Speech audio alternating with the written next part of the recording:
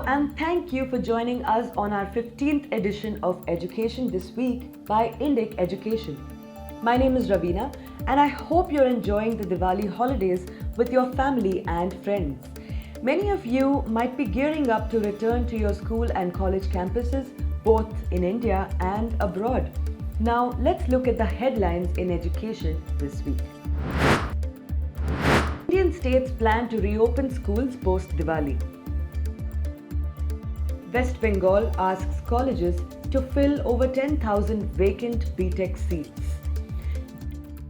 Delhi University plans to establish 2 new colleges named after Sushma Swaraj and Veer Savarkar. NEET results declared for medical school aspirants.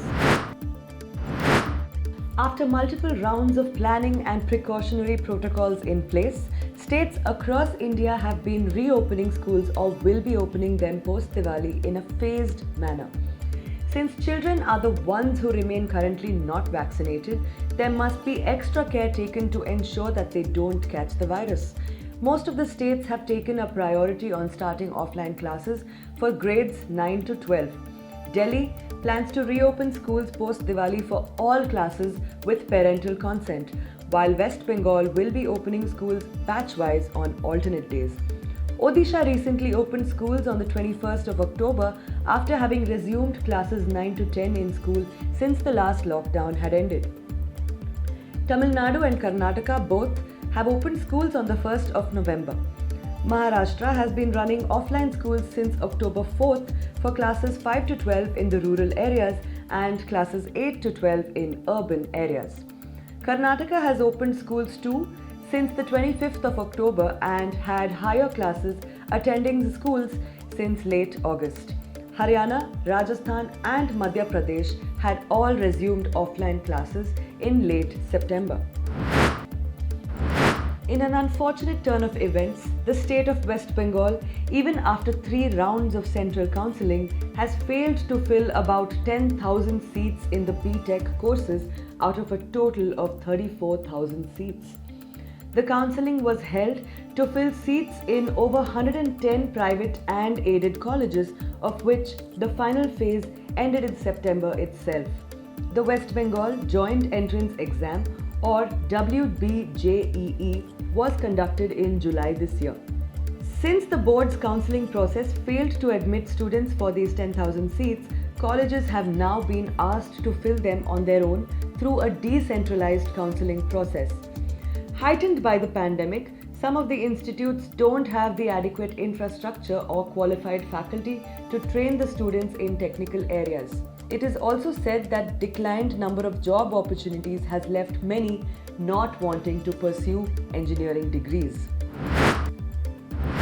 Delhi University has come up with a proposition for naming 2 new colleges after memorable leaders of India after an executive council meeting on Saturday, the 30th of October. The Vice-Chancellor of the university was given the authority to decide on the names for the 2 new colleges out of given options like Swami Vivekananda, Atal Bihari Vajpayee, C.D. Deshmukh, Arun Jaitley, Savitribai Phule, Sardar Patel, Sushma Swaraj and Veer Savarkar.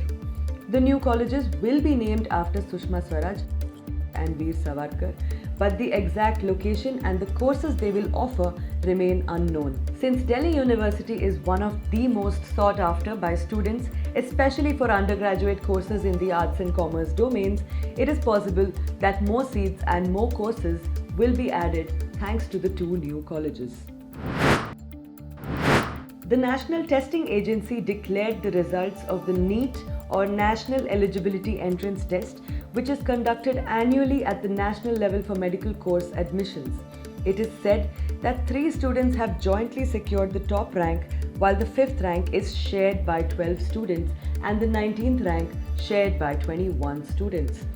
No tie-breaking formula has been applied in the National Testing Agency's evaluation method, but such a formula will be applied at the counselling stage before the medical admissions are finalized across all colleges. About 15.44 lakh students had appeared for NEET from 3,858 centres in 13 languages. Out of these, 8.7 lakh students have qualified. A total of 4,94,806 females and 3,75,260 males have qualified, and 8 out of 14 transgenders who gave the exam also qualified. 15 students who were found to be using unfair means during the exam have been disqualified and their results stand cancelled. We hope you got an interesting view into the events of education this week. Subscribe to Indic Education, like and share the video, and do leave your comments below. Come back to our channel next week for a brand new episode, and until then, take care. This is Ravina signing off.